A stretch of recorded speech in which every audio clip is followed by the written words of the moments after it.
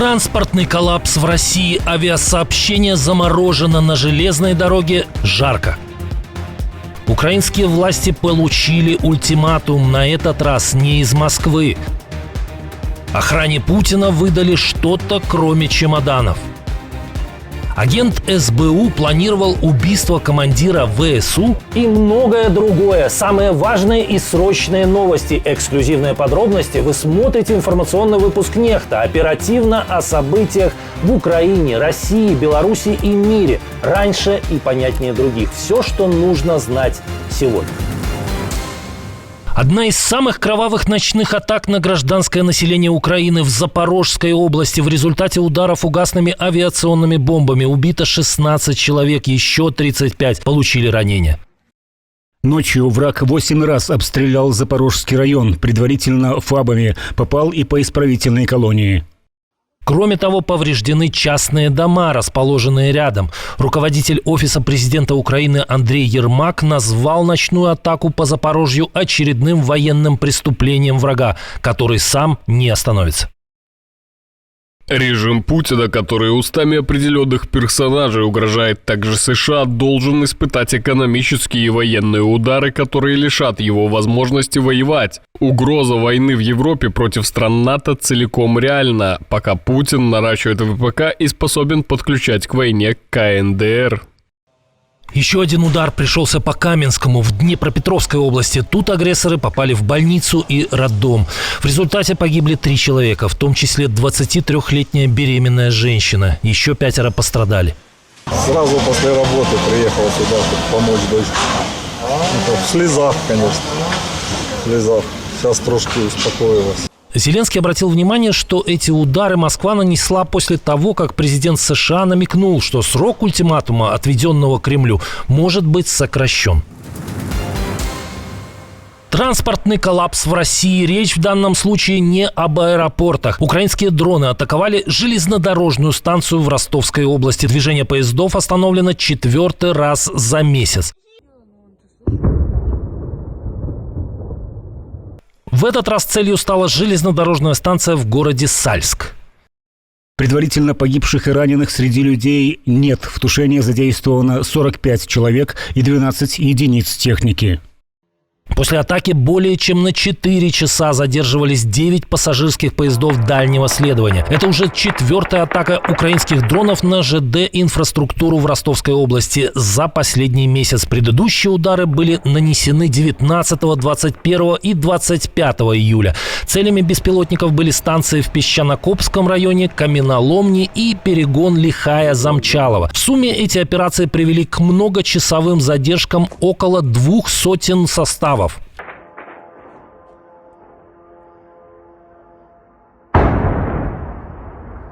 Тысячи пассажиров получили дополнительные несколько часов, чтобы подумать. Как думаете, поможет? Пишите в комментариях. Тем временем Аэрофлот остается парализованным 2-й день подряд из-за хакерской атаки, которую провели в понедельник киберпартизаны. Эксперты, которых цитирует РБК, оценивают потери от непроданных билетов, невыполненных перевозок и расходы на восстановление IT-систем от 250 миллионов до нескольких миллиардов рублей. И речь только о первом дне простоя.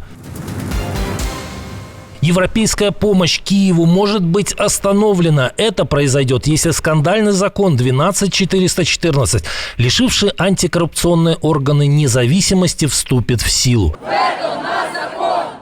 Вето на закон!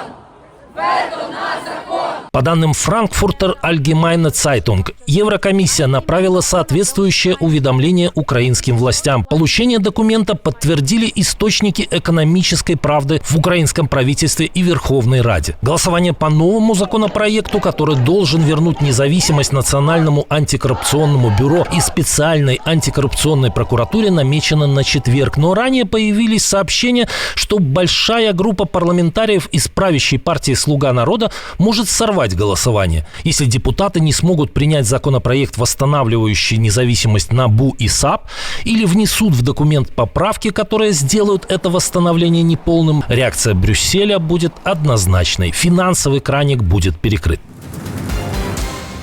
Очередной хлопок газа в России, на этот раз в Волгоградской области. ЧП произошло не в многоэтажке, а в исправительной колонии номер 9. Как сообщил телеграм-канал 112, взрыв пропанового баллона произошел при проведении строительных работ. В результате происшествия пострадали 4 человека. Все они были отправлены в больницу. Как утверждает телеграм-канал ШОТ, все пострадавшие являются заключенными. Их госпитализировали с ожогами различной степени.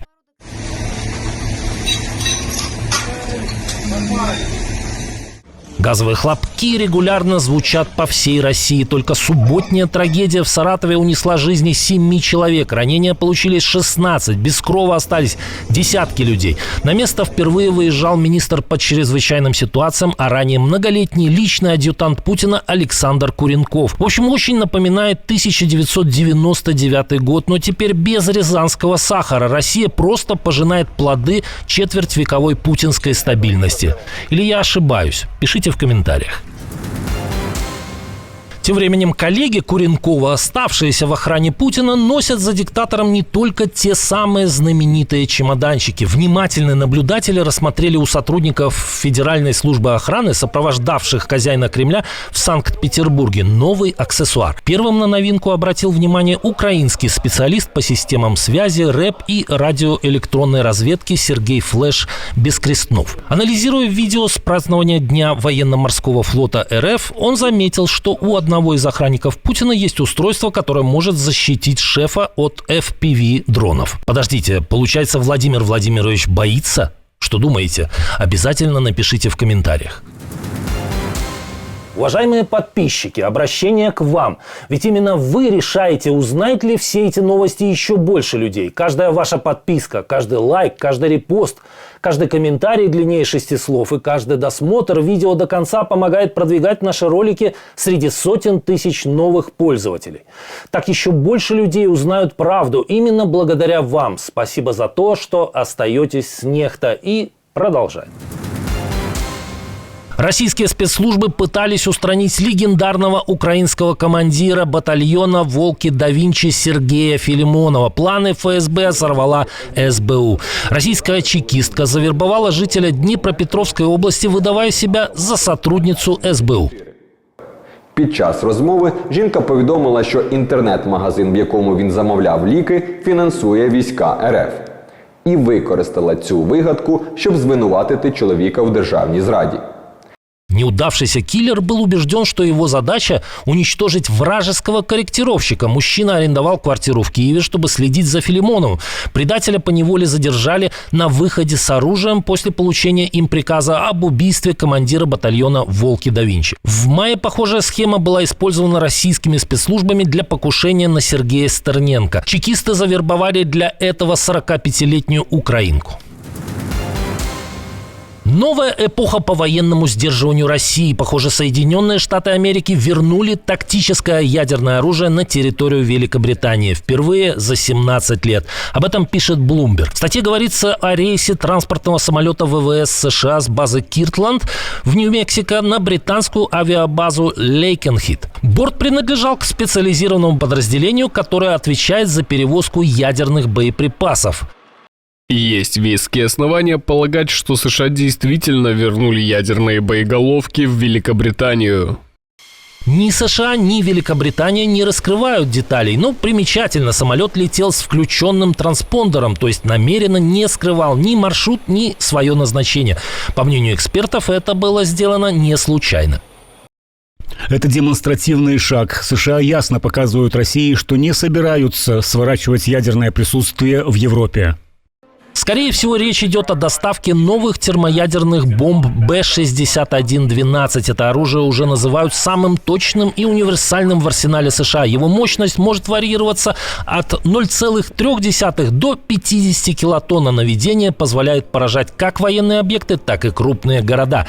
Эти боеприпасы предназначены для истребителей F-35А, которые уже активно закупают страны НАТО.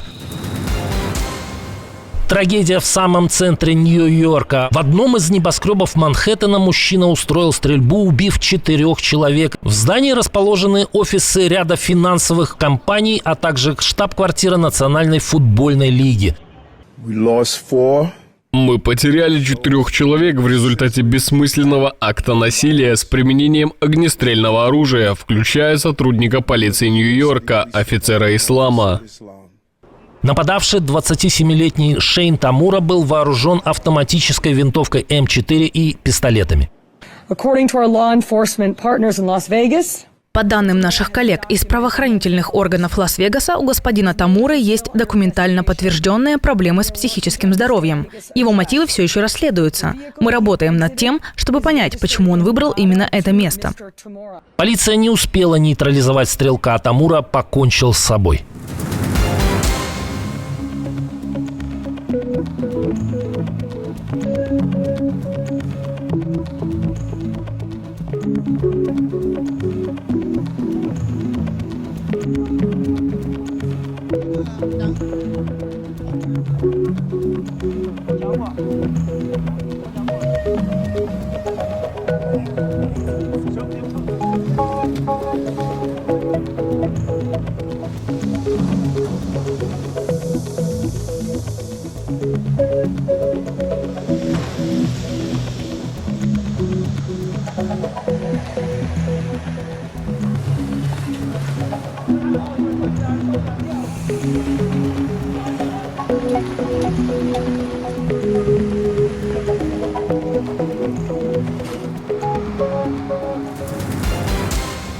Отдельное спасибо за то, что досмотрели до конца. Спасибо за ваше доверие. Жду развернутых комментариев, лайков и репостов. Это важно для того, чтобы нас становилось больше.